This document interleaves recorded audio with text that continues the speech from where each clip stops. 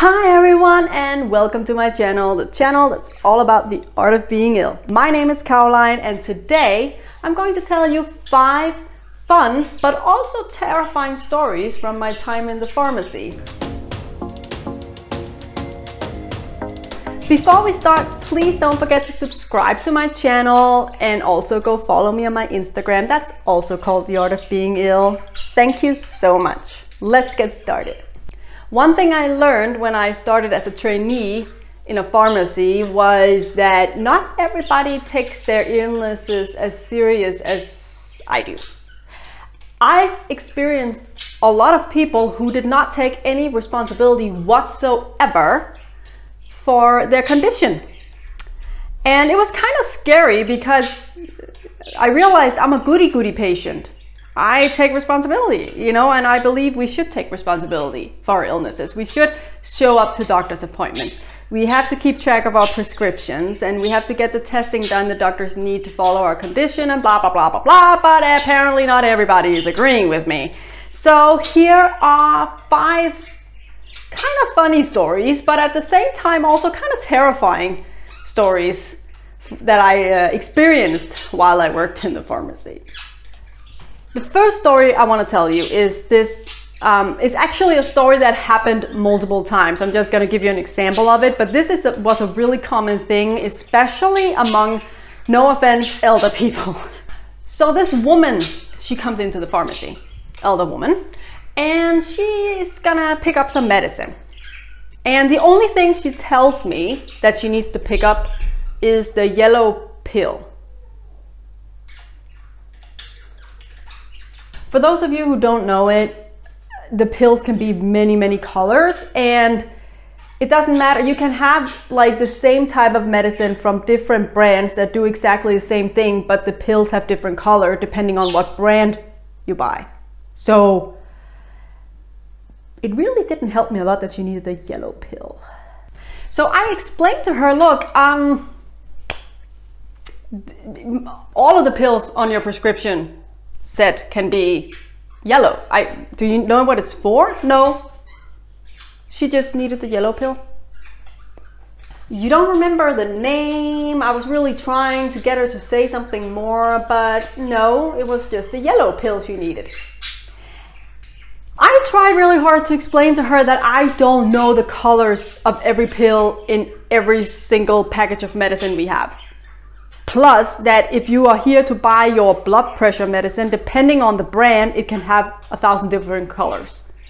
So I don't know how to help you. And she actually got a little bit mad at me, like for real. But I was like, I don't know what you want. Do you just want me to give you all of it? Or like, She ended up leaving with no medicine.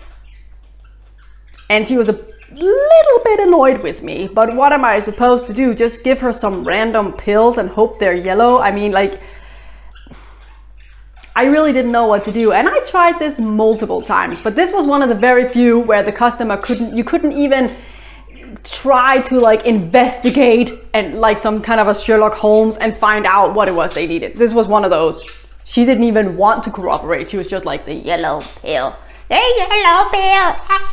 The second story I want to tell you is a woman who came in. This was also a woman. It's not all women. I just want to. But a woman came into the pharmacy and I believe it was medicine for her cholesterol she was picking up. And she says that, she does say that it's cholesterol medicine she needs to pick up. And I'm like, okay, sure. And she had a prescription, everything was fine. And then she says, I want the blue package. So yeah, I asked her if it's the same medicine she got the last time she was here, if that was the right package, and she says yes. So I say the brand name to her, and I do believe it was KRKA. I'm not sure about the brand, but I'm saying what brand she got the last time. She's like, no, that's not the one.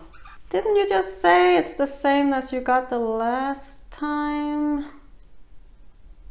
And I was like, okay. So the package you got the last time is not the right one. Yes, it is. Okay, this is the last brand you got. No, it's not. The package had to be blue. So, as the very, very way too nice person I am, I had to get all of the brands for that specific cholesterol medicine out of our robot, which is a manual job. I had to get all the numbers from the packaging. I don't even know what you call that in English. The packaging number? The drug number? Every package have like a number. They have a number on them.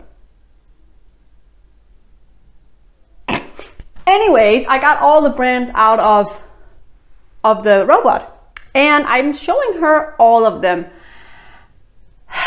And guess which one she wanted. That's right, she wanted the same brand that she got the last time. And another fun fact is that that package was purple, not blue.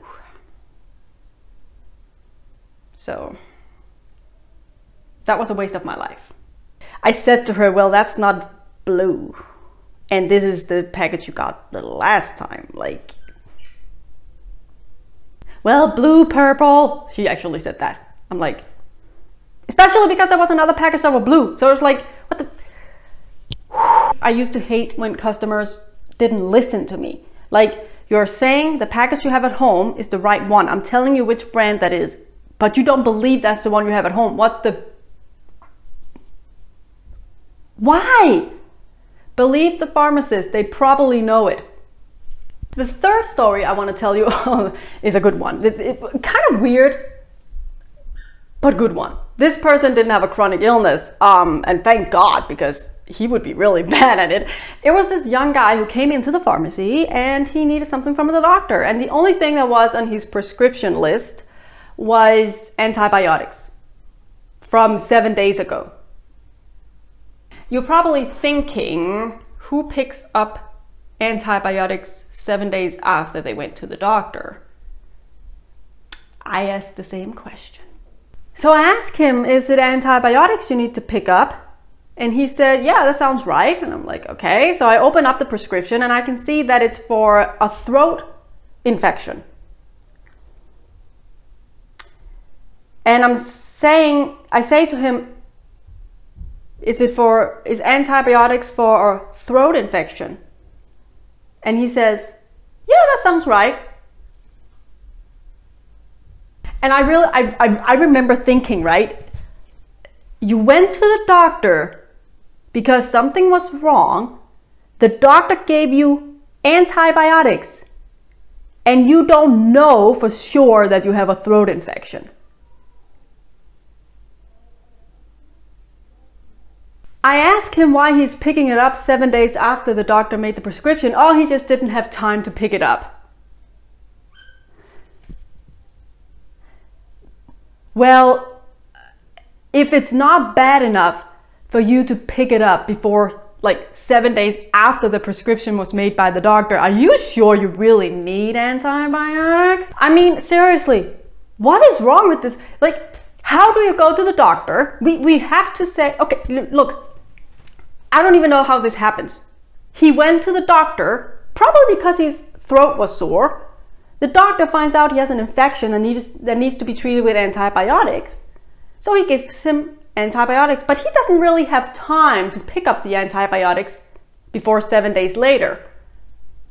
And he is not even 100% sure he's here to pick up antibiotics and that it's for a throat infection. How does that happen? People, it's so weird, right? The fourth story was a guy who came in, a grown man who came in and he needed his pain medicine, and this was tramadol. I don't know how you say it in English. Tramadol. Anyways, it's a pain medicine in the same category as morphine. So, and I don't know the rules in your country, but in Denmark, we have strict rules when it comes to pain medicine that's in the category with morphine. You don't just get that, baby. No, no, no, no, no, no, no, no. So I open up his prescription list and he doesn't have a prescription for this pain medicine that I can't pronounce in English, tramadol. And I obviously tell him that, like, I'm sorry, but you don't have a prescription. Literally, he actually goes, can't you just give it to me anyway? So I had to explain the rules to him. Since this specific pain medicine was in the same category as morphine, that he had to have a prescription. Otherwise, I couldn't give it to him. That was the law. Well, you can see that the doctor have prescribed it to me before. Yes, the doctor has prescribed it to you before. I can see you have taken this medicine for a while now, but it doesn't change the law. This is a medicine that is highly addictive. You can overdose, and it can be dangerous if it's not supervised, right? And you actually think that just because you bought it before, I can just give it to you? No, I would literally be breaking the law. And I ain't breaking the law, baby. He really didn't understand. He actually got a little bit mad at me, and I'm like, this is the law. Haven't you called the doctor? Well, he called him this morning. I was like, yeah, okay. And it's like 1 o'clock now. The prescription will probably be in later today. He got really mad. Went out to yell at the doctor, or rather the secretary at the doctor's office. The last story I want to tell you is also a classic. A man comes in and he needs a prescription, and I honestly don't quite remember what it was for, but it was something to do with blood pressure, or in that category. He comes in and I open up his prescription list, right? And there is no medicine for blood pressure at all. And I obviously tell him that. He then goes, I spoke to the doctor this morning. He said he would make a prescription. And the first question I always ask when people say they talk to the doctor is, did you talk to the actual doctor or the secretary? They always answer the secretary. Who knew? And I was like, well, you know, the secretary can't really make the prescriptions. He gets it ready, but the doctor still has to approve it before it's sent to our system. So the doctor probably haven't done that yet. He then gets a little bit mad and he's like, why isn't there just a prescription I can pick up forever? Because I have to take this medicine for the rest of my life. And once again, I had to tell him the law. The doctor couldn't do that. He could make for like, I think it's like 5 prescriptions at a time, so you can pick up a certain amount of time and then you have to go back into a checkup. Because funny enough, when it comes to these things about illness, you know, it changes over time. How much medicine you need, what type of medicine you need, and so on. It's not a steady thing. So I tried to explain that to him, that was the reason for it. He can't just, there is no such thing as making a prescription you can just pick up medicine from forever. That's not a thing. It's not a thing. And the next thing he got mad about was that why hadn't the doctor noticed that he didn't have any more prescriptions, so he wouldn't be in this situation. I'm gonna take a wild guess and say because they have like hundreds of patients, and if they had to look through every medical file every day to see who were running out of what medicine, they wouldn't have time to see patients. Then I had to explain to him, well, you know, they don't look through every patient file every day to see who is running out of meds and need new prescriptions. They don't have time for that. That's why you have to call them, right? Oh boy, did he get mad. You know what? I actually experienced a lot of people get mad. I have never been yelled at as much as when I worked at a pharmacy. And the funny thing is, what they got mad about was in 9 out of 10 times not the pharmacy's fault. As you can hear, a lot of people don't take a lot of responsibility for their illness. They just get angry when they messed up, and they get angry at everybody but themselves. The moral of this video: make sure you have prescriptions for your medicine, and for crying out loud, don't call the doctor on the day you take the last pill of your medicine, because you might not get a prescription that day and make it to the pharmacy that day. Personally, I always order medicine 1 to 2 weeks before I run out. Just a tip. So everyone, that was today's video. If you liked it, please give it a thumbs up. And also don't forget to subscribe to my channel. I would be so grateful. Also, go follow me on my Instagram. That's also called The Art of Being Ill. Have a blessed rest of the day, and I will see you next time here on my channel, The Art of Being Ill. Bye.